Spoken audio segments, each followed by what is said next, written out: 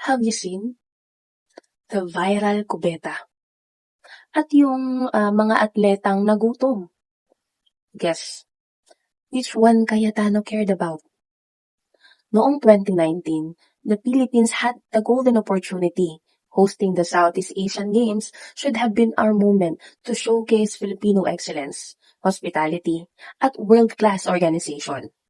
Pero hanggang ngayon, kapag binanggit ang 2019 SEA Games, ano ang unang naaalala ng marami? Hindi ang medals, hindi ang records, hindi ang mga atletang nagbigay ng karangalan sa bansa, kundi ang viral na kubeta. Habang ang mga atleta ay may mga ulat noon ng delayed transportation, kulang o late na pagkain, at ilang venue na hinabol pa ang construction bago gamitin. Ibang bagay ang naging sentro ng usapan. The Coltron, the comfort room, at ang napakalaking budget na umabot sa humigit kumulang 10 bilyong piso. Instead of celebrating our athletes, the headline shifted to spending controversies.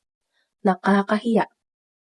At doon nagsimula magtanong ang publiko. Saan ba talaga napunta ang 10 bilyong piso? Sino ang nag-approve ng mga gastusin? At bakit parang walang malinaw na pananagutan hanggang ngayon? Maraming Pilipino ang nakakaalala sa mga larawang kumalat online. Ang comfort room na naging simbolo ng isyong bumalot sa hosting? Tignan nyo. Habang ang ibang bansa ay nag-uusap tungkol sa performances ng kanilang athletes, tayo naman ay abala sa pagpapaliwanag kung bakit isang kubeta ang nagtitrending internationally. Think about that, ha? A sporting event designed to inspire national pride became remembered because of the controversy. Hindi po ito isang usapin ng isang comfort room. It's about priorities. Kapag may mga ulat na athlete struggles with transportation and meals, natural lang itanong ng publiko kung saan talaga napunta ang focus ng organizers. Napakalaking budget po na lang. Because at the end of the day, the stars of the SEA Games should have been the athletes, not the infrastructure controversies. 6 years have passed.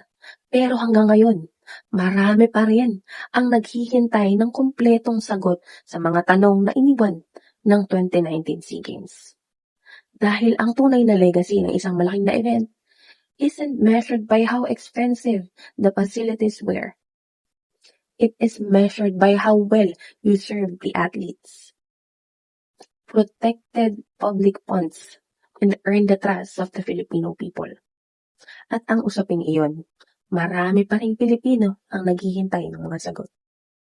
Kaya naman ang tanong, saan ba talaga napunta ang 10 bilyong pisong pondo noong 2019 SEA Games?